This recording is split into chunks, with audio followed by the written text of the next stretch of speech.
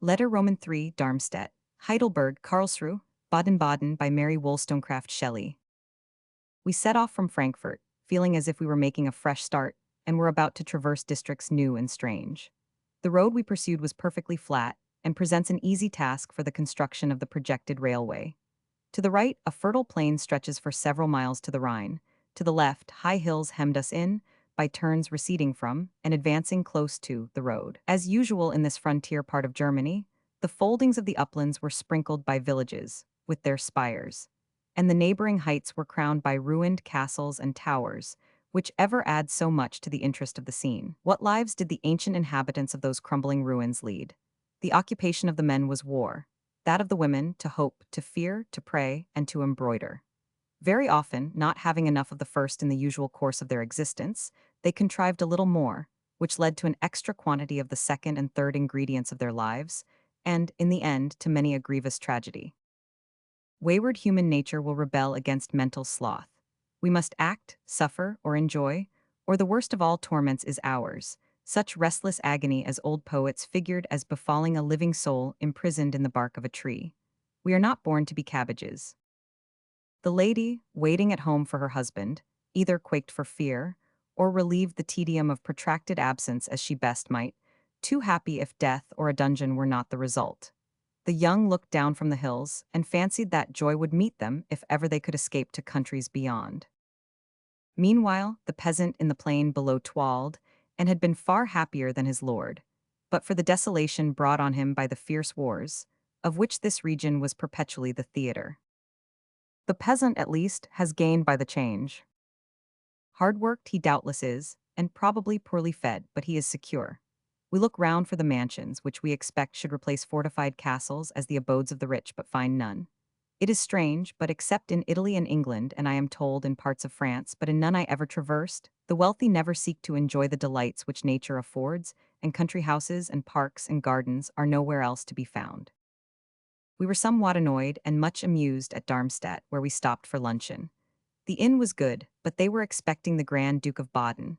The whole of the private rooms were prepared for him, and we were shut out from all except the common eating room, of course, redolent of smoke. It was impossible not to laugh, however, at the tokens every waiter gave that his head was turned by the expected arrival. I use this expression literally as well as figuratively, for as they unwillingly served us, still their heads were averted towards the window, and frequently they rushed madly to gaze, and whatever question we might ask, still their answer was, "The Grand Duke of Baden is coming." Darmstadt looked, like most of the towns we traversed in this part of Germany, clean and airy, with wide streets and a large, undecorated building, the palace of the reigning prince, but all rather dull. The road continued pleasant, and the mountainous district to our left became more picturesque. Agreeable excursions might be made among the hills, but we were bound right on, and could not indulge in extraneous rambles. We turned in among the enclosing hills as we approached Heidelberg. The road lay on the right bank of the Neckar, and at every step the scenery acquired new beauty. Heidelberg is on the left bank, to our right, that is, as we advanced up the stream, and is situated on a sort of narrow platform between the river and the hill on which the castle stands. The town itself has a wholly different appearance from those we had recently passed. It has an ancient, picturesque, and artificial look, more consonant with our ideas of German romance. The best hotel was full. We were transferred to the second, which was very tolerable. We went out to walk by the riverside. The scene was tranquil and beautiful. The river gave it life. The castellated hill crowned it with aristocratic dignity, and the picturesque mountains around closed all in, giving an air of repose and yet of liberty. For mountains ever speak of the free step and unshackled will of their inhabitants, and at the same time, of their limited desires and local attachments. Parties of students passed down the streets, but all were quiet. There were numerous shops for painted German pipes. These my companions visited and made purchases. Before 8 in the morning, we were on the alert that we might visit the castle before our departure. We walked up the hill. The way was not long. The first aspect from the outer terraces, commanding a beautiful view of the country around, and the ruined towers and walls of the castle itself, all verdurous with ivy and other parasites, was exceedingly pleasing. The woman who showed us over the castle was, without being pretty, very agreeable, with gentle, courteous, and yet vivacious manners. She spoke English with a very pretty accent, and her laugh was soft and joyous. It is always pleasant to meet, among the uneducated classes, individuals with whom you lose all sense of caste, who are instantly on a level with those deemed their superiors, from mere force of engaging manners, intelligence, and apparent kindness of heart. She took us to the ruins of the wing of the castle built for the Princess Elizabeth, daughter of our James. She ought to have been happy in so beautiful a place.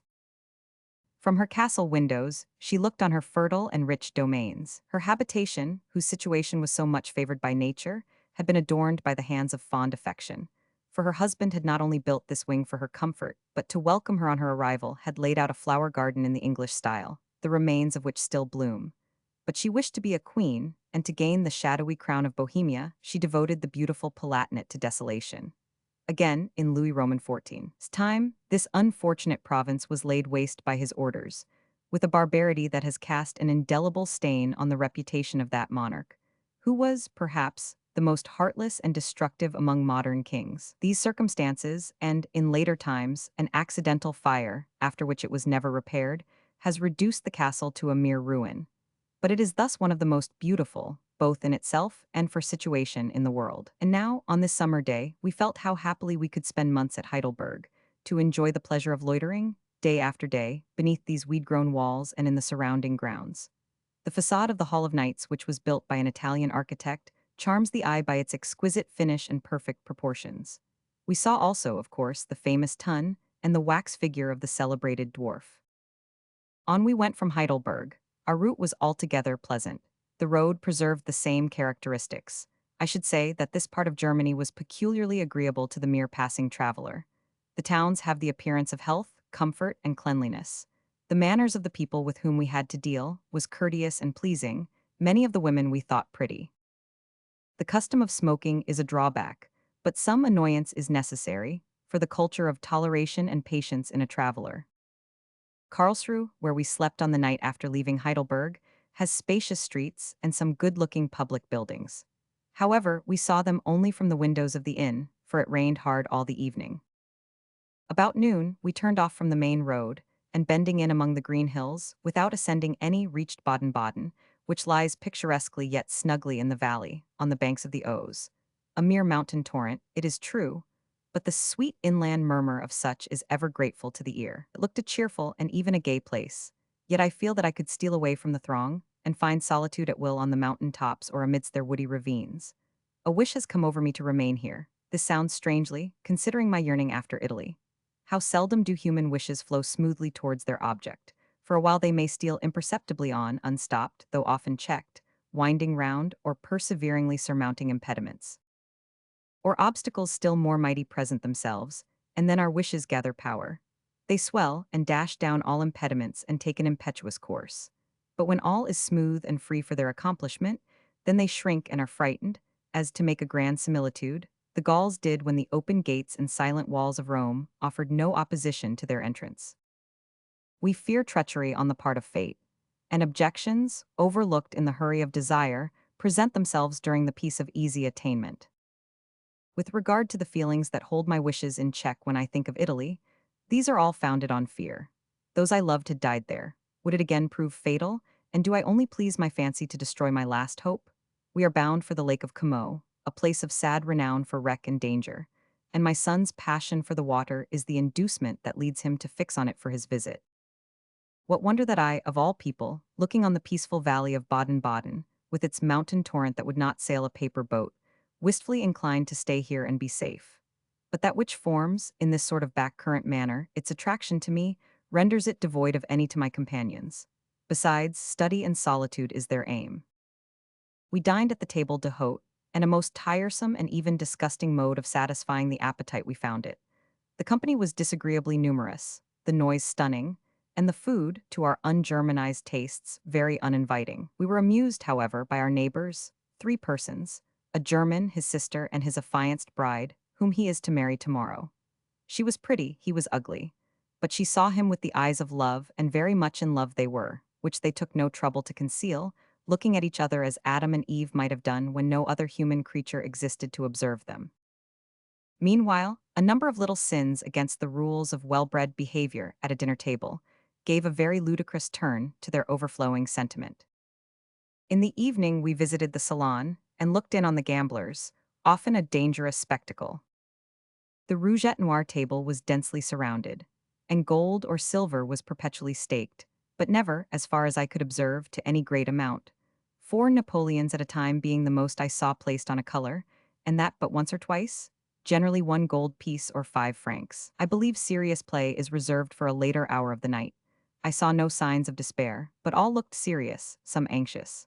The floor was strewed with cards pricked for numbers. One man I stood near calculated very carefully and generally won. Once, when he felt very sure, he staked 4 Napoleons and was successful. He stowed his gains in a purse which looked gradually but surely filling. The rougette noir table was open all day.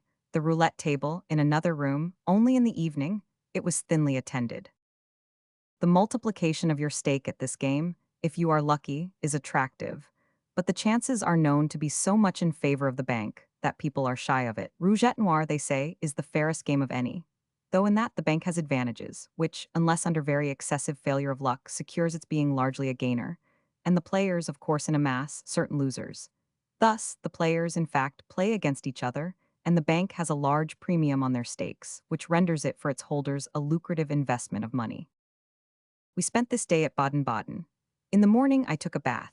The water was exceedingly refreshing and pleasant, but the bathing rooms and baths themselves are small, without accommodation, altogether got up in an inferior and dirty-looking style. We have rambled among the hills, looked on the gamblers. The rougette noir went on all day. I now betake myself to writing letters. There is to be a dance in the evening and a concert. The place seemed quietly gay, and there are some well-dressed people. I should think, with the aid of ponies to explore the surrounding country, one might spend a few months here, pleasantly. But the circumstance that always strikes me as strange is the manner in which the visitors always seem tied to the spot where they roost, as if they were fowls with a trellis before their feeding yard. It is true that they visit the lions of the place now and then, but really, to wander and ramble, and discover new scenes does not form a portion of their amusements. And yet this is the only real one to be found in such a place.